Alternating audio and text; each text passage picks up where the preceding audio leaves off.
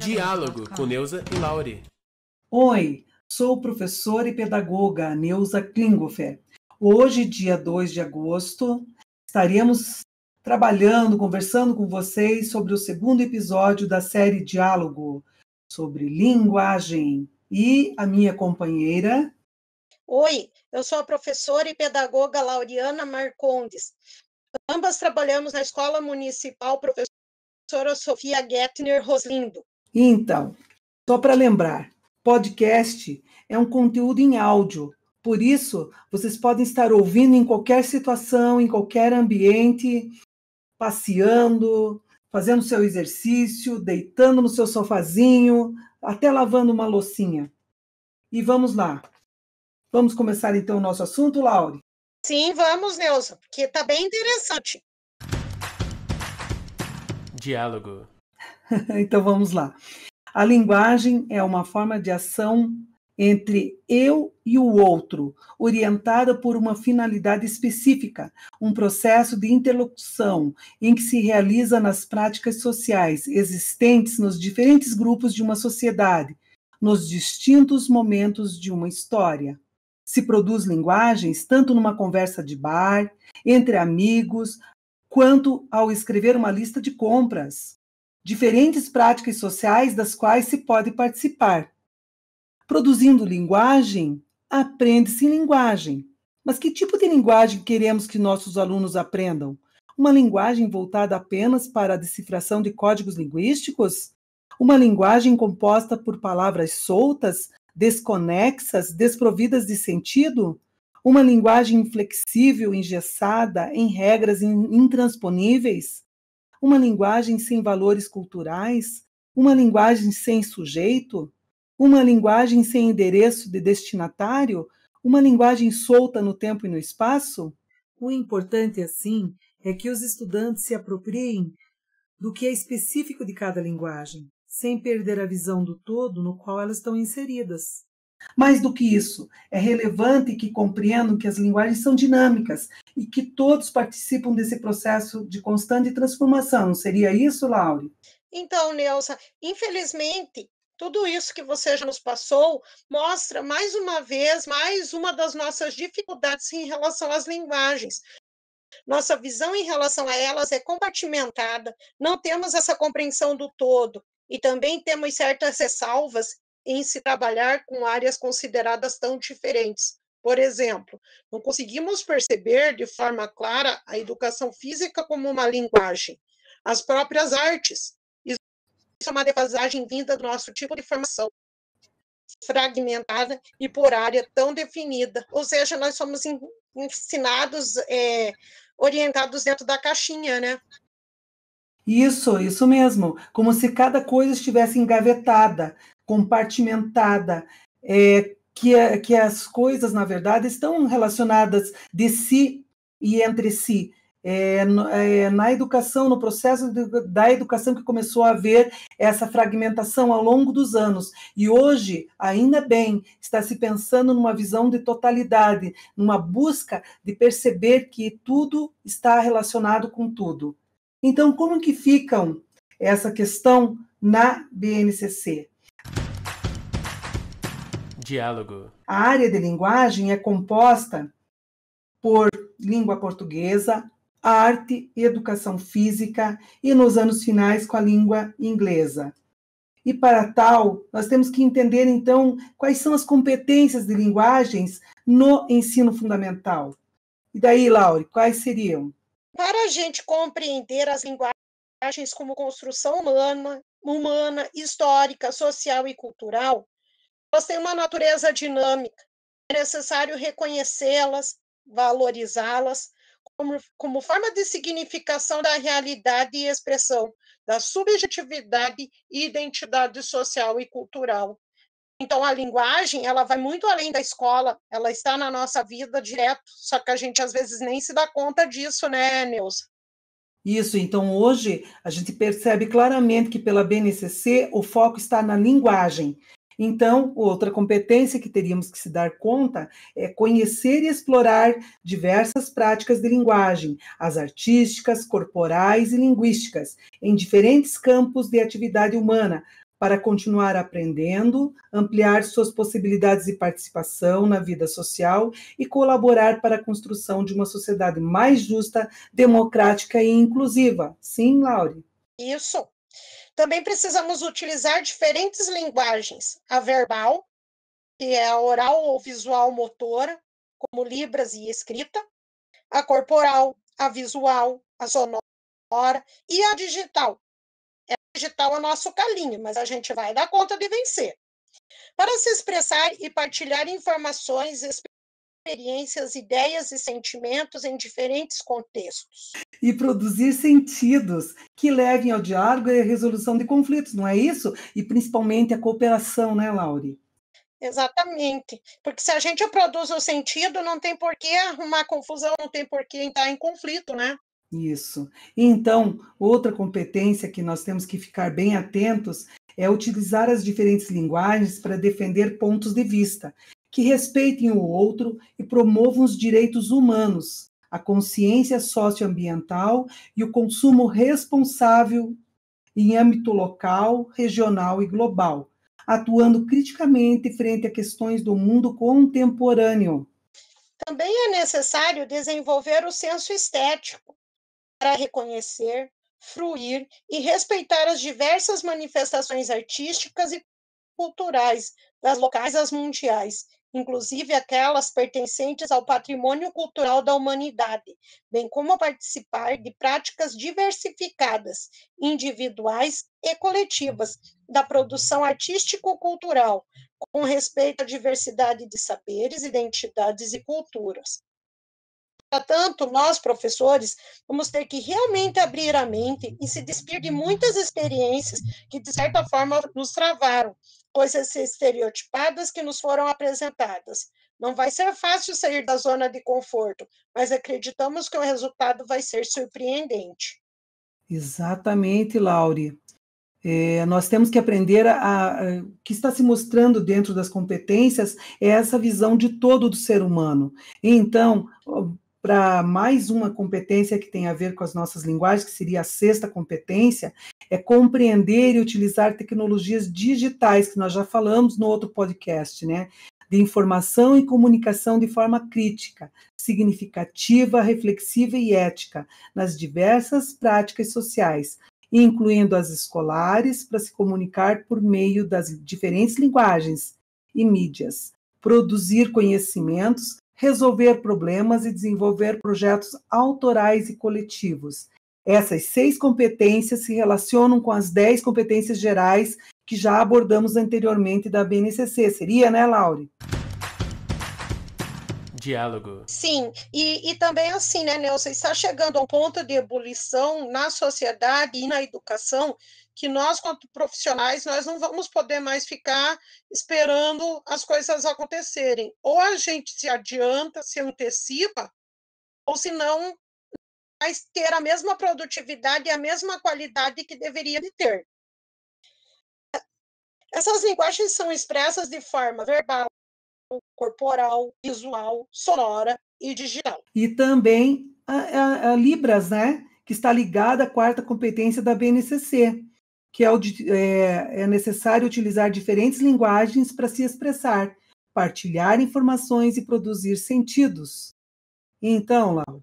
Neuza, a gente não pode esquecer que dentro de todo esse universo que nós estamos falando de linguagens, nós vamos ter as crianças de inclusão que vão ter suas certas dificuldades, mas mesmo assim elas precisam ser inseridas, precisam conhecer, né, todo esse contexto.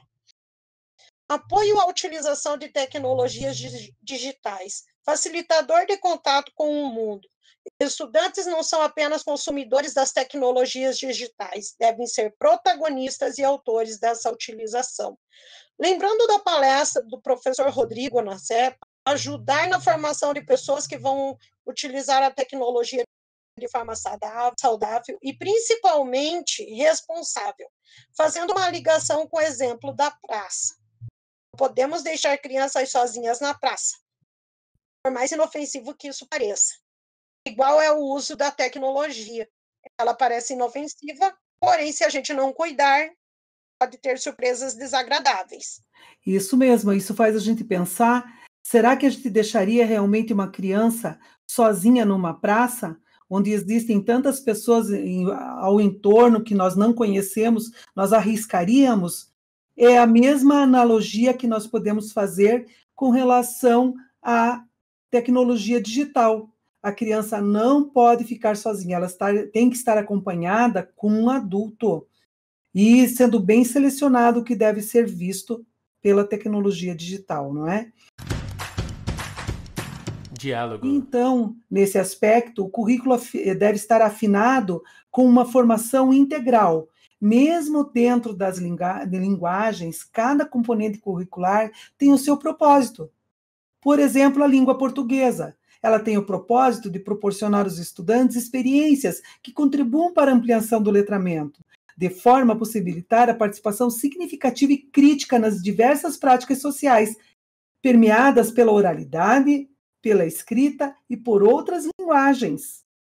As práticas de linguagem, se vocês observarem na BNCC, todos os anos elas se repetem quando estiver escrito assim, EF 15, LP. Toda vez que vocês encontrarem assim, as habilidades vão estar postas do 1º ao 5º ano, e essas habilidades são gradativas. Inicia de forma mais leve e vão se aprofundando, portanto, vão se repetindo. Por isso, o cuidado que nós devemos ter de não esgotar um determinado assunto.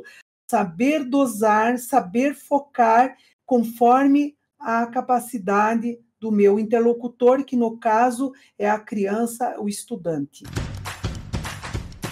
Diálogo. Então, quais seriam os eixos de integração na língua portuguesa? Já conhecemos a longa data, com certeza, a oralidade, a produção, a leitura e escuta, a análise linguística e semiótica, só que tem uma questão, que menos é abordada e vista com determinado valor, que seria a leitura e escuta. Muito difícil desenvolver este eixo. Portanto, vamos ver se vocês adivinhariam, quando eu falo para vocês, o que seria essa habilidade dentro do nosso BNCC. Localizar informações explícitas em textos. O que você pensaria quando você vê este termo, localizar, esse objetivo, né? Para nós, da Prefeitura de Curitiba, nós chamamos de objetivo. Localizar informações explícitas em textos. Que eixo da língua nós estaríamos trabalhando? Se você pensou no eixo de leitura e escuta, você acertou. Então, localizar, quer dizer, você está se relacionando com um texto, está localizando uma informação direta lá, então você está na leitura e escuta. Outro tópico, vamos ver se vocês adivinham. Utilizar software para publicar e editar textos produzidos. Qual seria o eixo? Seria o eixo da oralidade, da produção, da leitura e escuta, da análise linguística e semiótica? Qual seria? Se você pensou no eixo de produção, você acertou. E quero destacar, por ser pouco explorado, a leitura e escuta, que são, eu gostaria de abordar as 4 categorias da leitura e escuta, que é bem importante lembrar, são os processos mentais da leitura, que é a recuperação de informação, processo de reflexão e processo de compreensão. Em qual processo mental se encaixa? Analise ou analisar, reconhecimento, e o que esses termos, então vou repetir, analise ou analisar, seria o quê? Seria dentro de qual processo mental? Sobre reflexão. E o reconhecimento seria recuperação de informação. A língua é social e evolui dentro de situações do cotidiano, a partir de necessidades de quem a utiliza. Sendo assim, há ainda outra categoria que deve ser considerada, os campos de atuação, divididos em campos da vida cotidiana e campo artístico, literário, conforme a BNCC. E o currículo de Curitiba acrescenta mais 2 subdivisões, que é o campo da vida pública e o campo das práticas de estudo e pesquisa. É isso, Laure?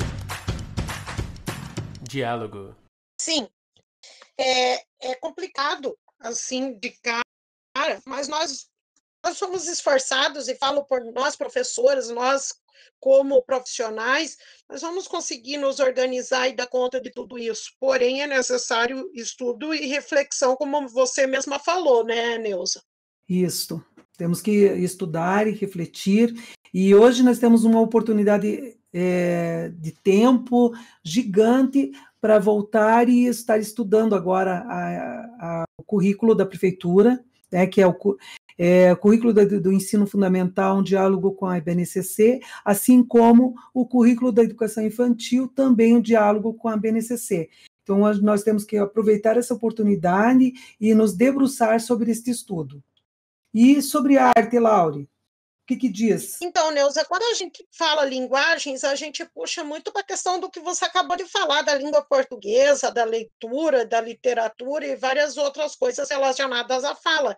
Mas nós também temos outras linguagens, a arte, no caso, extremamente importante, né? Conhecer e valorizar o patrimônio cultural, artes visuais, dança, música e teatro, artes integradas, tendo como base 6 dimensões de conhecimento: a criação, a crítica, a expressão, a fruição e a reflexão. Outra área que também é de extrema importância e é muito necessário ter bons conhecimentos é a questão da educação física. Práticas corporais, jogos, brincadeiras, esportes, danças, lutas e ginásticas. Descrever brincadeiras populares e também de matriz indígena e africana. Experimentar e recriar danças da nossa cultura popular. Porque nós temos que pensar o seguinte, né, Neuza? A criança de hoje, ela não teve a infância que nós tivemos. Nós tivemos oportunidade de ter quintal, de ter rua, de ter pátio, de ter até fazenda, se duvidar. Eles vivem num local mais confinado, mais restrito, e a escola acaba sendo a que vai dar essa liberdade e dar esses conhecimentos. Voltando ao nosso estranhamento em relação às linguagens, aqui, após uma certa explicação e estudo, começamos a compreender como todas essas linguagens são interligadas na nossa vida, na nossa sociedade, na nossa cultura. Isso mesmo, Laure, bem abordado. Então, você deixou muito claro na tua fala que as linguagens, a gente não pode pensar só na língua portuguesa, mas perceber que a linguagem permeia a vida humana. Todas as relações que nós estabelecemos de interlocução entre eu e o outro, estaríamos trabalhando a linguagem, e cada uma respeitando o conhecimento específico. No caso da arte, educação física, a língua portuguesa, no nosso caso, e no caso do sexto ao nono ano, teríamos então a língua inglesa também para estar incluindo nesse universo. diálogo, E vamos tratar um pouquinho agora, um pouquinho mais da educação infantil, né, com um carinho especial aí. Então, para quem trabalha na educação infantil, é essencial saber mais sobre os campos de experiências. As crianças que estão nesta fase de aprendizagem aprendem muito com a vivência. Por este motivo, a BNCC estabeleceu 5 campos de experiências, dentro dos quais dividiu as competências a serem desenvolvidas em cada etapa.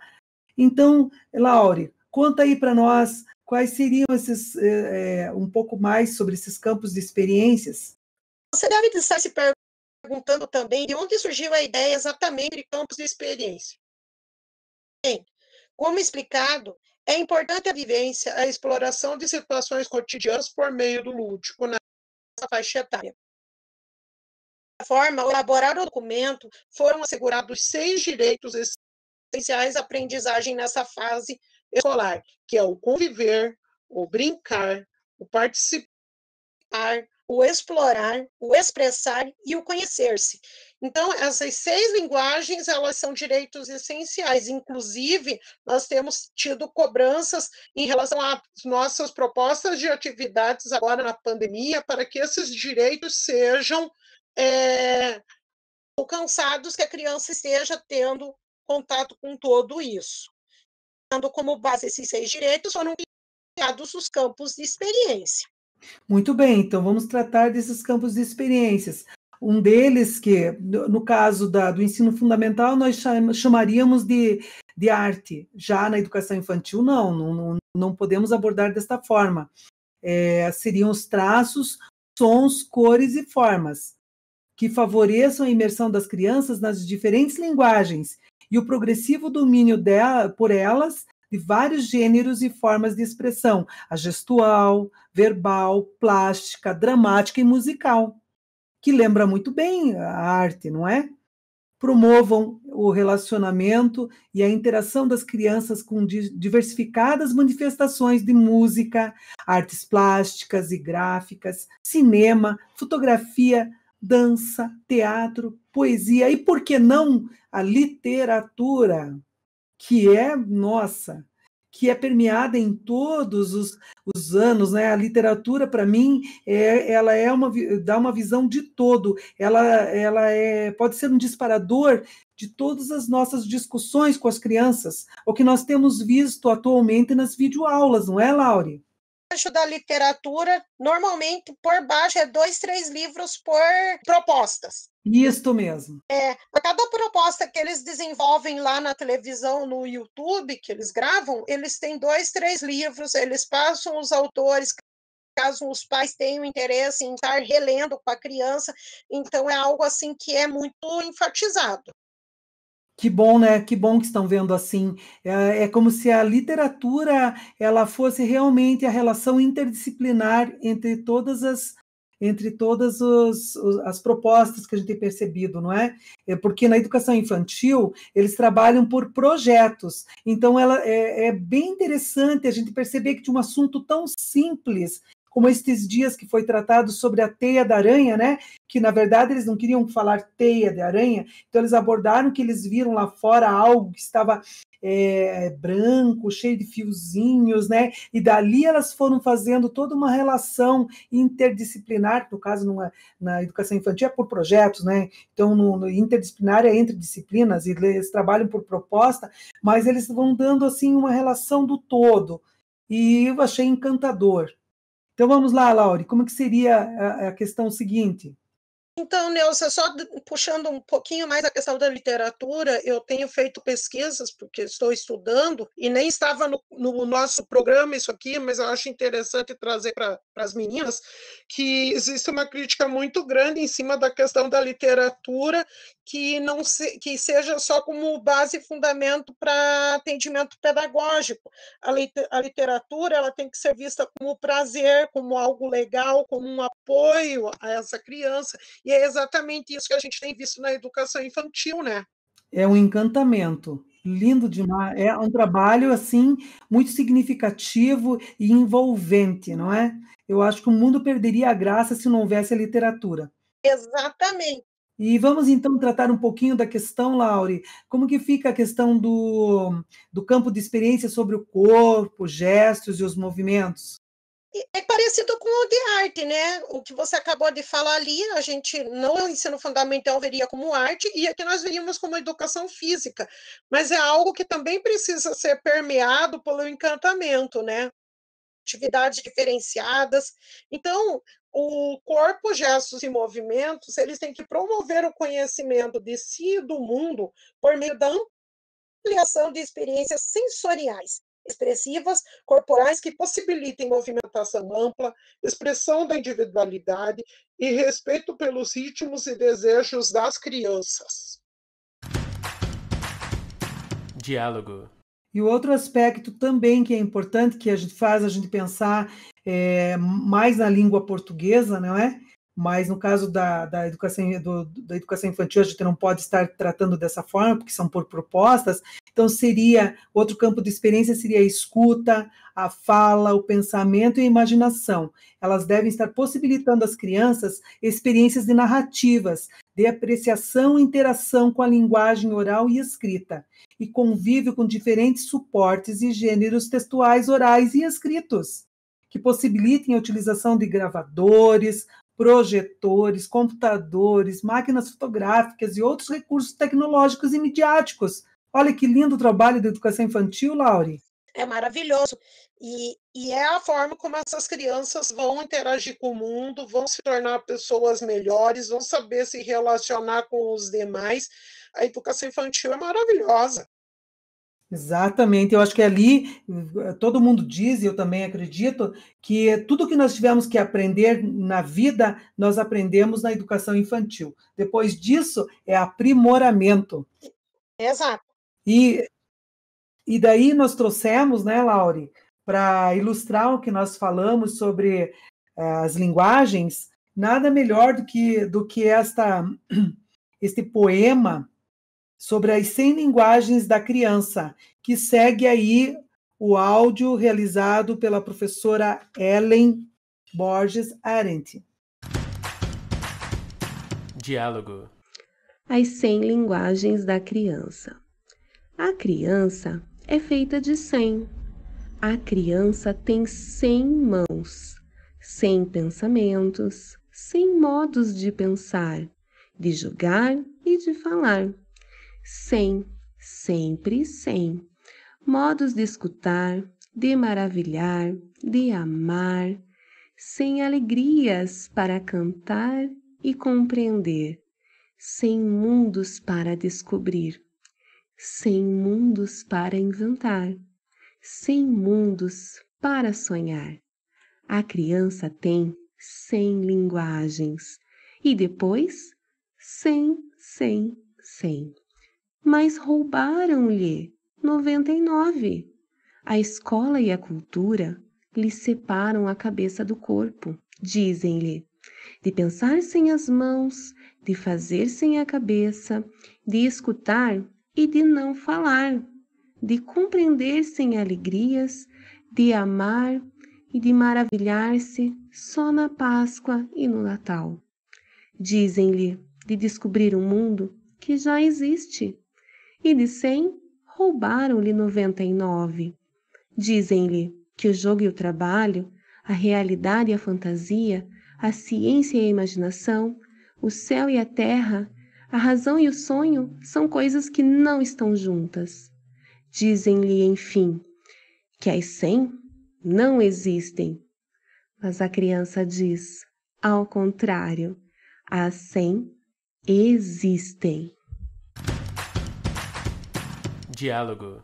Então, agradecemos pela bela interpretação da professora Ellen Borges, que traz essa poesia das 100 linguagens, escrita por Lores Malaguzzi, e cabe bem ao que nós estamos conversando até agora, porque a criança, ela se comunica e se expressa por meio de múltiplas linguagens, por isso a importância de trabalharmos profundamente a questão da linguagem oral, a contação de histórias, a linguagem audiovisual e a linguagem por meio das artes visuais, a pintura, a colagem, a modelagem.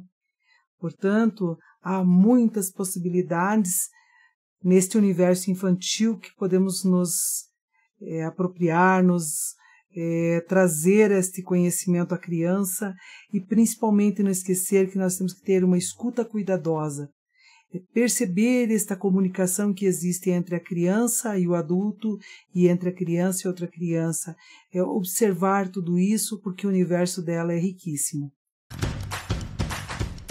Diálogo. Então, Laure, esse processo todo que nós tivemos para chegar nesse podcast, nós estudamos vários documentos, entre eles as múltiplas linguagens do cotidiano das crianças, que é tirado daquele livro do Régio Emília. E também nós fizemos estudos da BNCC sobre as linguagens e até artigos também, né, Neuza? Artigos, isso, os artigos também, e o currículo da Prefeitura, né, do Ensino Fundamental, um diálogo com a BNCC, da Educação Infantil e do Ensino Fundamental.